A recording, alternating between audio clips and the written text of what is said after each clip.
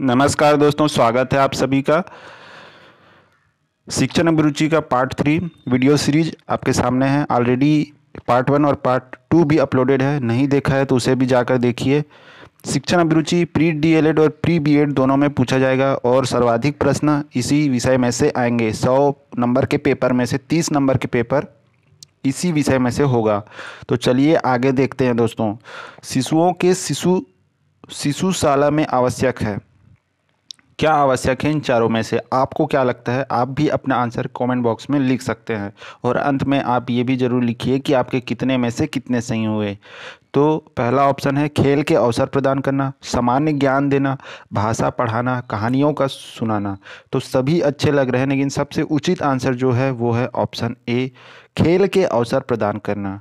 ठीक है, सामान्य ज्ञान देना भी सही है, भाषा पढ़ाना भी सही है, कहानियाँ सुनाना भी सही है, लेकिन चार में से कोई एक ऑप्शन ही चुनना है, कोई एक गोला ही भरना है। तो खेल के अवसर प्रदान करना यहाँ पे सबसे उचित आंसर है। अगला हम देखते हैं प्रश्न 32। एक अच्छी पाठ्य पुस्तक वह है जो अन्य विशेषताओं के अतिरिक्त अनिवार्य रूप से सम्मिलित करती है परीक्षकों का निर्देश, गृह कार्य के अभ्यास, शिक्षकों को निर्देश, प्रकरणों की सूची, बहुत से। सही आंसर क्या होना चाहिए? इसका सही आंसर होना चाहिए शिक्षकों को निर्देश। ठीक है, ठीक है, शिक्षकों को निर्देश इसका सही आंसर है, सबसे उचित आंसर है। एक बार फिर देख लीजिए, एक अच्छी पाठ्य पुस्तक वह है जो अन्य विशेषताओं के अतिरिक्त अनिवार्य रूप से सम्मिलित करती है शिक्षकों को निर्देश। तो ये सबसे बेस्ट आंसर है, इस चीज़ का ध्यान रखिए। अगले प्रश्न में चलते हैं दोस्तों। वीडियो को लाइक भी कर सकते हैं चाहे तो। वर्तमान समय में प्राइमरी शिक्षा की दुर्दशा का मुख्य कारण है एकाकी परिवार, छात्रों का दूरदर्शन में अधिक समय व्यतीत करना, गाइड पुस्तकों पर भरोसा, शिक्षक छात्र का विषम अनुपात। क्या लगता है सही आंसर क्या है? हिंदी में लिखा है दूरदर्शन, ये असल में टीवी के लिए उपयोग किया गया है।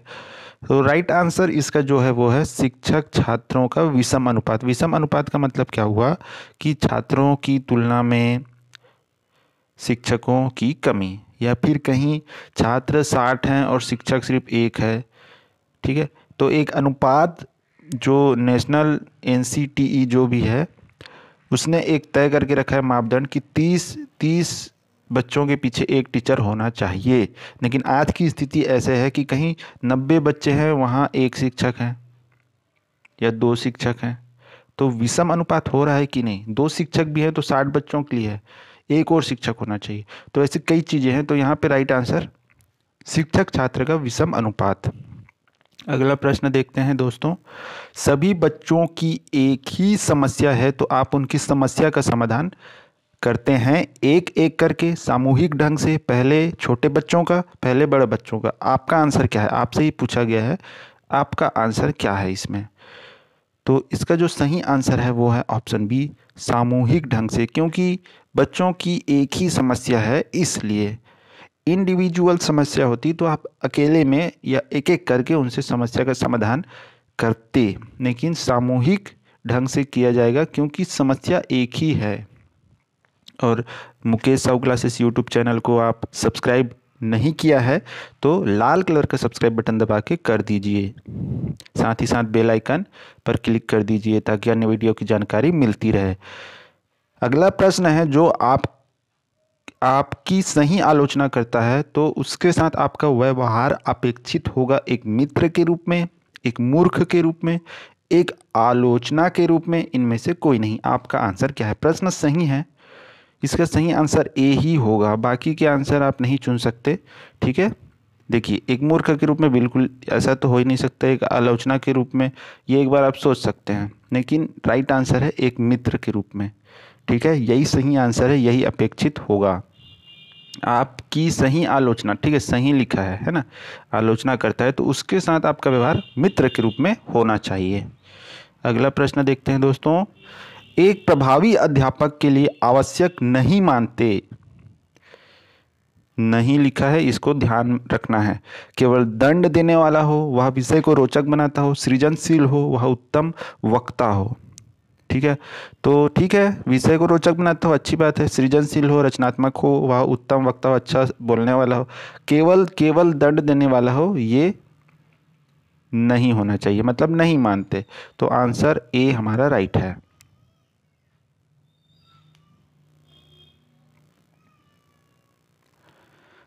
अगला हमारा प्रश्न है, प्रभावी संप्रेषण संभव हो सकता है श्रोता के स्तर को जानकर, आपके उचित शब्द प्रयोग से, आपके विस्तृत ज्ञान से, जोर से बोलकर। राइट आंसर आपको क्या लगता है?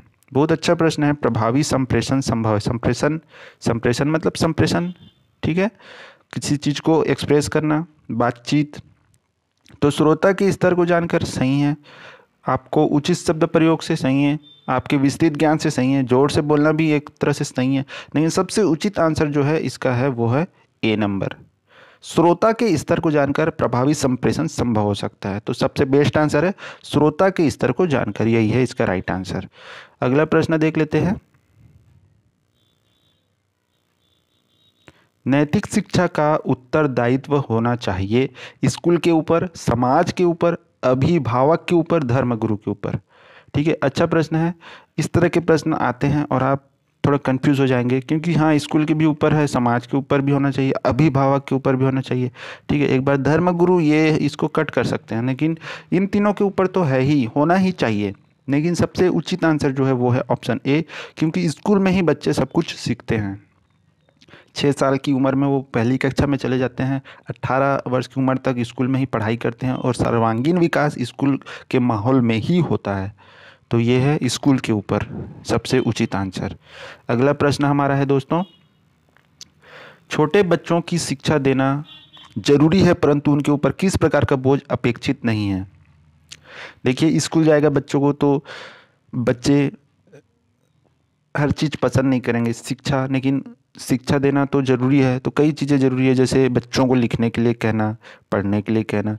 बच्चा एक बार में मान जाएगा क्या लिखने पढ़ने के लिए, लेकिन कहना पड़ता है लिखो पढ़ो, लेकिन गृह कार्य का बोझ नहीं दे देना है। स्कूल का काम स्कूल तक ही रहने देना है छोटे बच्चों के लिए, 1 से 5 विशेष करके। तो इनको स्कूल में ही खेल खेल में पढ़ाया जाता है, और गृह कार्य का बोझ अपेक्षित नहीं होना चाहिए। तो ऑप्शन सी है इसका राइट आंसर, अपेक्षित नहीं है। ठीक है, अब हम अगले प्रश्न में चलते हैं। जब आपके छात्र उन्नति करते हैं तो आप महसूस करते हैं आत्मसंतोष की भावना, प्रसन्नता की भावना, ईर्ष्या की भावना, आत्मग्लानि की भावना। तो आसान प्रश्न है, लेकिन 2 ऑप्शन में कंफ्यूज हो सकते हैं। सी तो हो ही नहीं सकता किसी भी हाल में, डी भी नहीं हो सकता। ठीक है, लेकिन आत्मसंतोष की भावना और प्रसन्नता की भावना, ये दोनों भावना महसूस तो करेंगे ही, लेकिन एक चुनना है हमको, तो आत्मसंतोष की भावना राइट आंसर होगा। ठीक है, आत्मसंतोष की भावना। ठीक है दोस्तों, अगला प्रश्न हमारा है, शिक्षा के माध्यम से कल्याण होता है समाज के सभी वर्गों का, आदर्श परिवार का, मनुष्य के व्यक्तित्व का, छात्र व छात्राओं का। राइट आंसर क्या है? आपको क्या लगता है सही आंसर क्या है? समाज के सभी वर्गों का, शिक्षा के माध्यम से कल्याण होता है समाज के सभी वर्गों का। बेस्ट आंसर यही है। अगले प्रश्न में चलते हैं दोस्तों। लाइक ज़रूर कीजिए, शेयर ज़रूर कीजिए, ताकि इस तरह के फ्री में आपको एजुकेशनल वीडियो मिलते रहें दोस्तों। चाहे तो आप लाइक कर सकते हैं, ठीक लगे तो। एक अध्यापक के रूप में आप प्राथमिकता देंगे विज्ञान विषयों को, वैज्ञानिक दृष्टिकोण एवं विचार को, उच्च विचारों को, आस्था को। आप क्या चुनेंगे इस चारों में से? इन चारों में से तो राइट आंसर जो है वो है वैज्ञानिक दृष्टिकोण एवं विचार को। अध्यापक के रूप में आप यही चुनेंगे। ठीक, ऑप्शन बी। अगला हमारा प्रश्न है दोस्तों, आपके अध्यापन करते समय यदि कोई छात्र आपकी त्रुटियों की ओर संकेत करता है तो आप छात्रा को, कोई छात्रा आपकी त्रुटियों की ओर संकेत करती है तो आप छात्रा को कक्षा के बाद मिलने के लिए कहेंगी, छात्रा को चुप रहने के लिए कहेंगी, स्वीकार कर लेंगी, दूसरे दिन अच्छी तैयारी करके जाएंगी। ठीक है, ठीक है भाई, दूसरे दिन अच्छी तैयारी भी करेंगी आप, है ना, स्वीकार भी कर लेंगी, लेकिन ये और ये तो नहीं होगा। ठीक है, सी और डी में से कोई एक होगा, तो सी जो है सबसे उचित आंसर है, स्वीकार कर लेंगे, यही आंसर आपको चुनना है। अगला हमारा प्रश्न है, आपको मालूम हुआ है कि आपके प्रधानाचार्य संस्था में कुछ गलत कार्य कर रहे हैं, तो आप उच्च अधिकारियों से शिकायत करेंगे, उन्हें समझाने का प्रयास करेंगे, उस तरफ से अनदेखी करेंगे मतलब इग्नोर करेंगे, साथियों से परामर्श करके ही कोई निर्णय लेंगे। क्या होना चाहिए आपका आंसर? इसका जो राइट आंसर है वो है ऑप्शन बी, उन्हें समझाने का प्रयास करेंगे, उनसे बातचीत करेंगे। ये है इसका सही आंसर इन चारों में से। ठीक है, कन्फ्यूज़न हो सकता है लेकिन शिक्षण अभिरुचि में इसी तरह के प्रश्न आपको पूछे जाएंगे। आपको डिसाइड करना है आप क्या करेंगे, क्या उच्च अधिकारियों से शिकायत करेंगे या उस तरफ से इग्नोर कर देंगे। वास्तविकता में आप जो करना है करेंगे, लेकिन यहाँ पे तो आंसर जो है वो कौन सा सही लिया जाएगा उस हिसाब से आपको चुनना है। तो उन्हें समझाने का प्रयास करेंगे, ये आंसर आपको चुनना होगा, तो आपको नंबर मिलेगा। अगला हमारा प्रश्न है, वीडियो शेयर कर दीजिए फेसबुक, व्हाट्सएप, टेलीग्राम। प्रौढ़ शिक्षा किन व्यक्तियों के अधिकार में होनी चाहिए? ठीक है दोस्तों, प्रौढ़ शिक्षा किन व्यक्तियों के अधिकार में होनी चाहिए? सरकार के हाथ में, शिक्षित व्यक्तियों के हाथ में, गैर सरकारी समितियों के हाथ में, उपरोक्त सभी के हाथ में।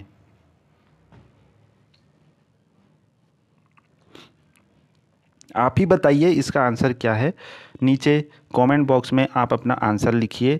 45 का आंसर आपको क्या लगता है? अगर ए लगता है तो ए, ठीक है, अगर आपको डी लगता है तो डी, और अगर आपको सी लगता है तो इस तरह से लिखें।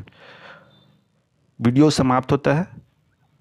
चैनल को सब्सक्राइब नहीं किया है दोस्तों तो लाल कलर का सब्सक्राइब बटन आपको दिख रहा होगा, उसे दबा दीजिए। उसके बाद बेल आइकन दिखेगा, उसे दबा दीजिए ताकि आने वाले वीडियो की जानकारी आपको मिल सके। धन्यवाद।